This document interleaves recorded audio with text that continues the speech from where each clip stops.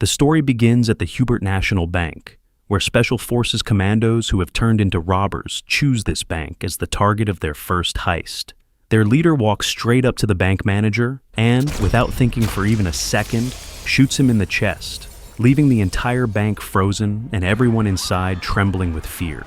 After that, the robbers take control of the security guards with a perfectly organized plan and throw a Bluetooth speaker into the middle of the hall, from which a stern voice is heard ordering everyone to lie on the floor and keep their hands flat on the ground. Out of fear, everyone immediately obeys, and the bank employees, gripped by panic, open the vault. In barely 2 minutes, the robbery is completed, and the robbers escape with $3 million, that is, around 25 crores.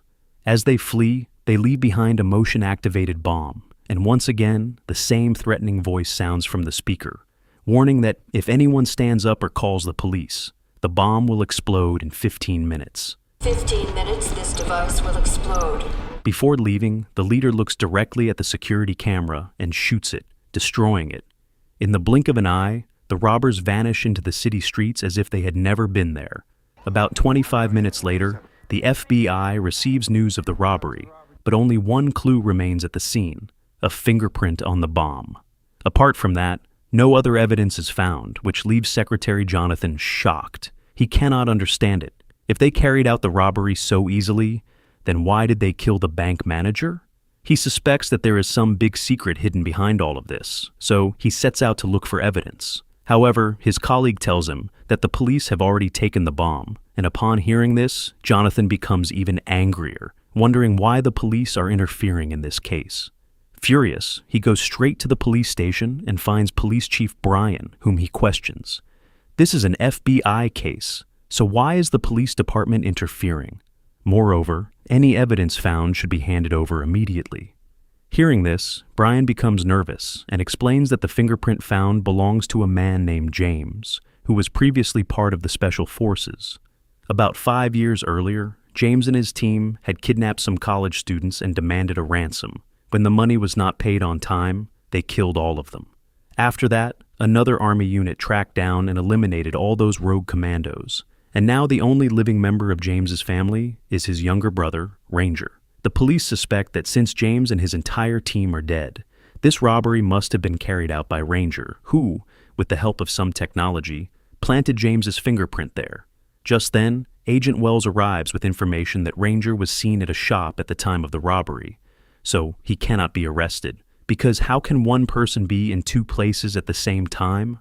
Hearing this, Jonathan understands that the robbers are deliberately trying to mislead everyone, because judging by the way they are operating, they cannot truly be special forces, since those would never leave their fingerprints behind. So either these people are very naive or extremely intelligent. While the agents are still trying to resolve this confusion, another robbery occurs, and this time, the robbers force the bank manager to open the vault by threatening the life of his family. The manager enters the bank wearing an earpiece and, out of fear, sends everyone outside for breakfast. Then, with trembling hands, he opens the vault, and as soon as the job is done, the robbers make their way into the bank. Just then they encounter a female employee who is leaving and is about to trigger the alarm out of fear, but the manager stops her and brings the situation under control. Once again, the robbers play the same stern voice over the speaker and take control of the entire bank. But this time, they do not take any money. Instead, they take some special documents stored in the vault. What is most surprising is that they attend to the injured guard and have that same employee treat his wounds. This makes it clear that these people do not kill without reason. And here the question arises of why the manager was killed in the first robbery. Soon after, the answer begins to take shape when, under the rain, a third manager is on his way to the office and a robber opens his car door and drags him out. As soon as he falls onto the wet road, he has no chance to recover, and a knife is driven into his neck. Meanwhile, the bank owner, Jeffrey, learns that 2 of his branches have been robbed, and more than the money, he begins to worry about those documents in which a great secret of his is hidden. After 2 consecutive robberies, Secretary Jonathan feels even more disturbed because aside from that fingerprint, the robbers have left no other clue. What troubles him most is that in one bank they kill the manager, while in the other they save the life of an injured guard.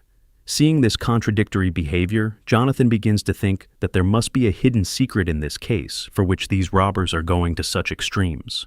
In the midst of this confusion, he interrogates the surviving manager and does not expect to obtain any important information. But the man, without realizing it, gives him a crucial clue. Jonathan asks him whether the bank owner, Jeffrey, usually visits that branch frequently.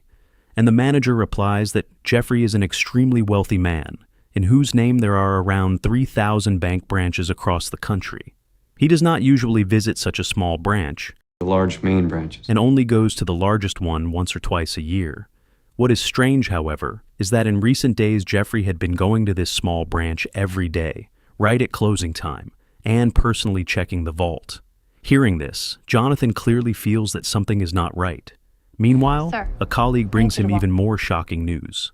By tracing the serial numbers of the stolen bills, it was discovered that the $3 million had been donated to a charity. Police Chief Brian had not informed Jonathan of such an important fact, which angers him even more, and he orders Agent Wells to investigate together with Brian. The technical department also confirms that the fingerprint found on the bullet also belongs to James, and that is precisely what disturbs Jonathan the most. How can a man who is already dead appear again? By then, evidence with James's fingerprints has been found at both locations, and that is what confuses Jonathan the most. He begins to feel that there must be something hidden in the old kidnapping case that is now coming to light. With this thought in mind, he orders one of his colleagues to keep strict surveillance on Jeffrey and uncover every one of his secrets. The next day, Jeffrey himself arrives at the bank manager's funeral, and alongside him, the regional leader is also seen. The presence of such influential people at the deaths of the managers of two small branches seems extremely strange to Jonathan. Jonathan's suspicion deepens even further, and meanwhile, Brian is forced to continue the investigation together with Wells, where they find an important witness.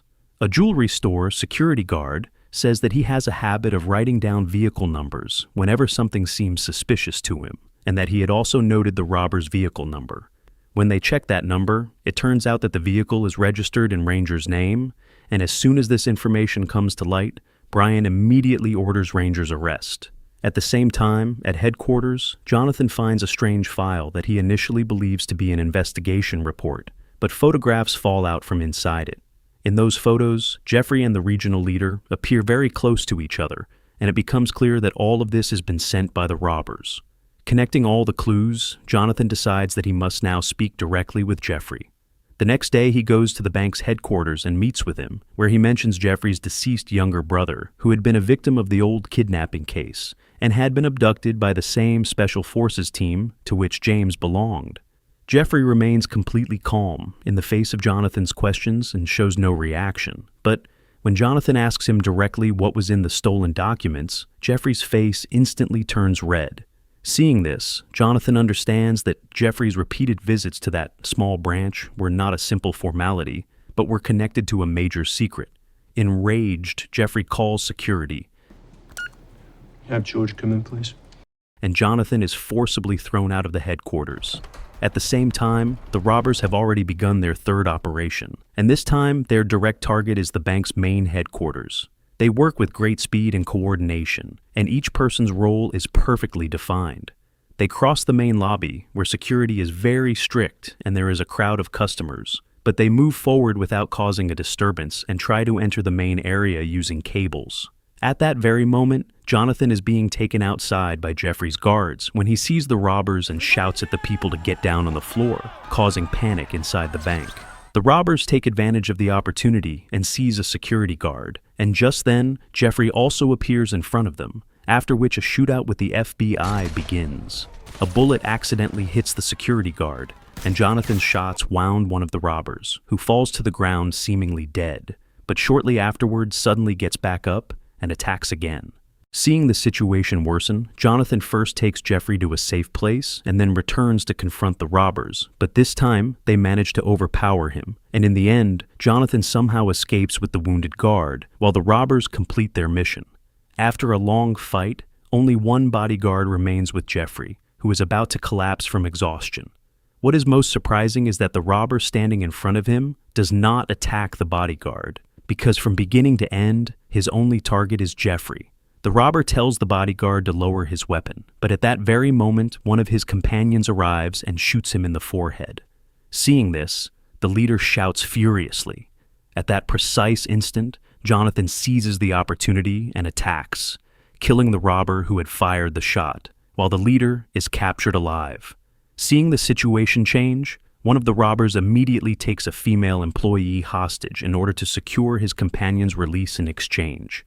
Negotiations take place on both sides, and the exchange is agreed upon. Jonathan knows that if he releases the robber, he may not survive. Surprisingly, the robber keeps his word, releases Jonathan, and tells his companions not to shoot. All the robbers quickly leave the scene, and the FBI seals off the entire crime scene. When the technical team examines the body, it is discovered that the fingerprints have been erased and even the teeth have been removed so that identification would never be possible. Meanwhile, Brian receives a call informing him that Ranger has been located. Brian and Wells immediately arrive at the place, but inside the room, they find only Marta, Ranger's sister-in-law. She tells them that after James's death, every time Ranger came to visit, he would leave some money for household expenses so that the children could survive, and then he would leave.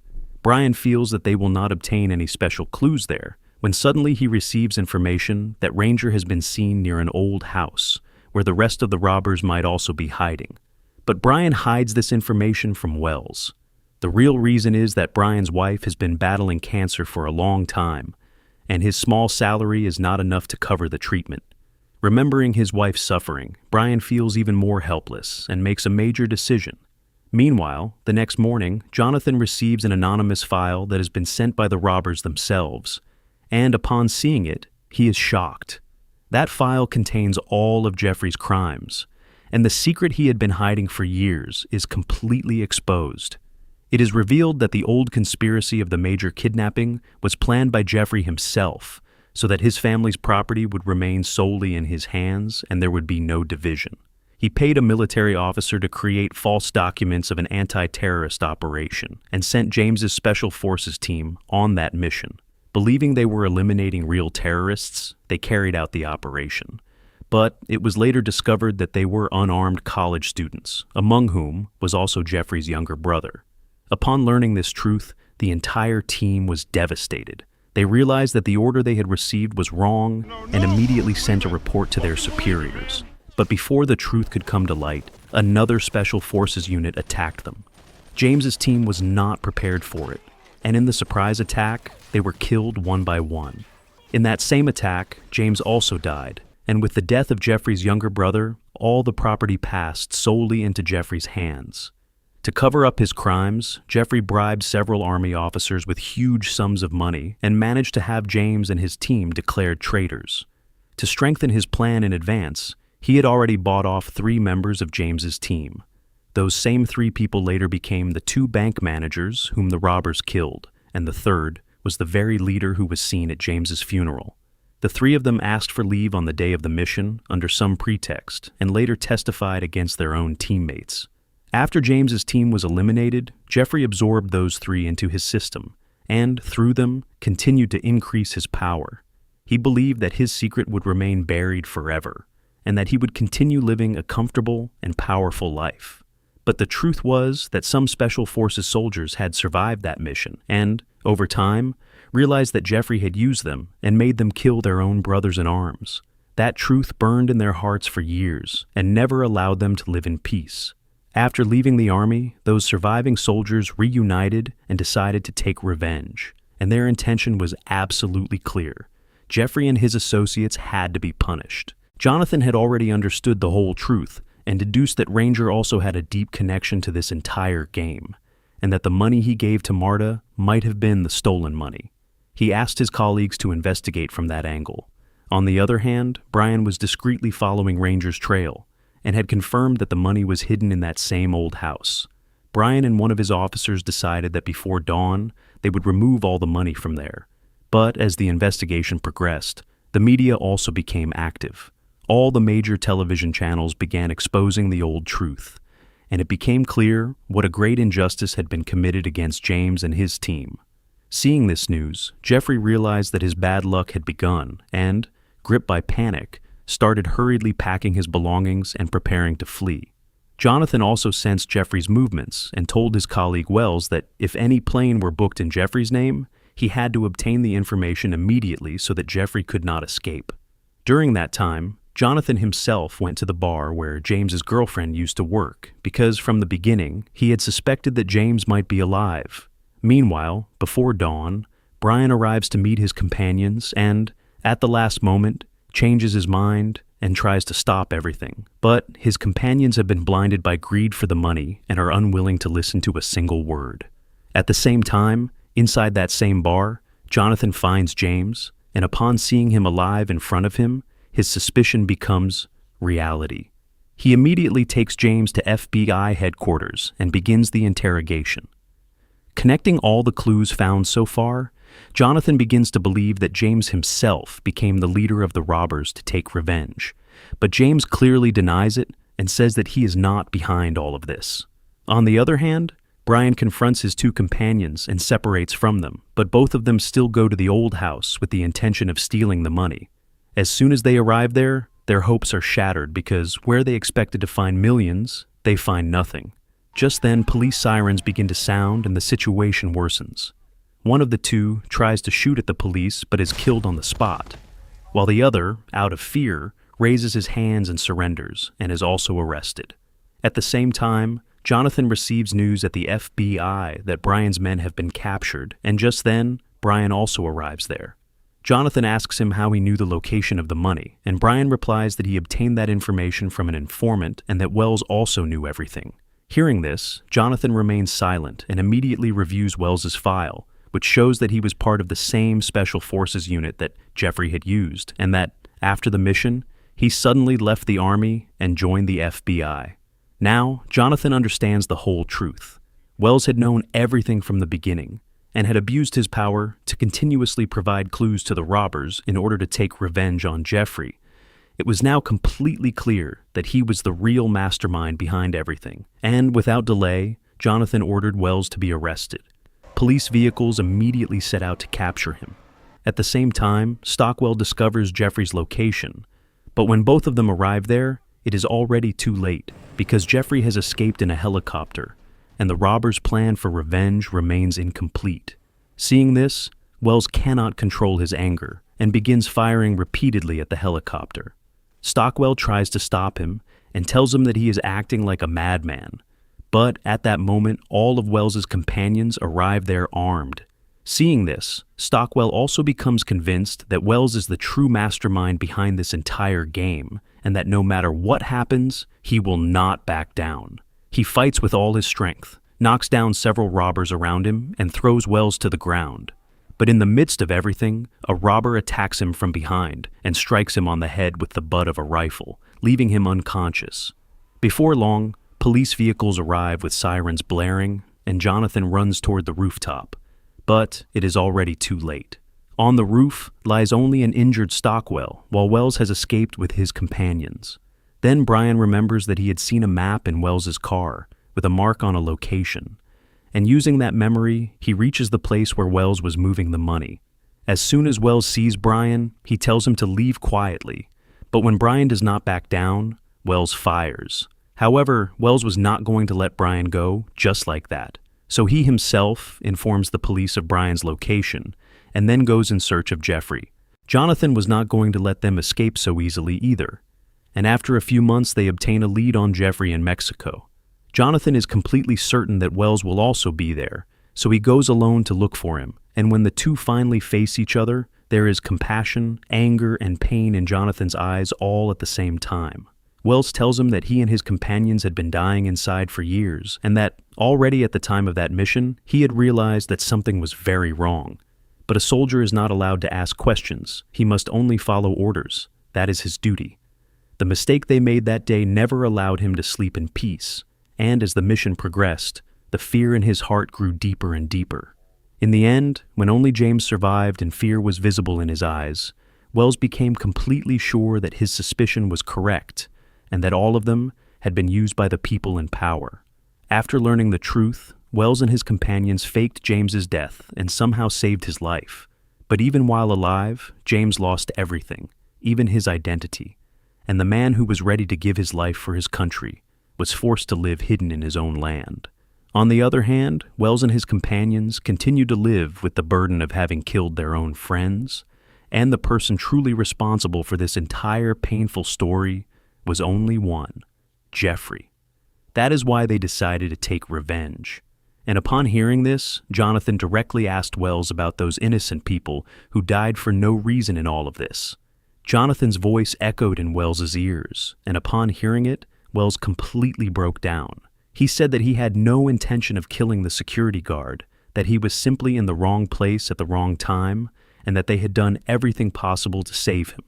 After that, an argument begins between the two over whether Jeffrey should be killed or not, and the atmosphere becomes even more tense. In the end, Jonathan says that he had once already trusted Wells and been betrayed. I trusted you once, you betrayed me. But that now he is trusting him one last time, and that this time he does not want to regret it. You regret it. Saying this, Jonathan walks straight toward Jeffrey, who still shows no remorse for what he has done, and instead laughs arrogantly.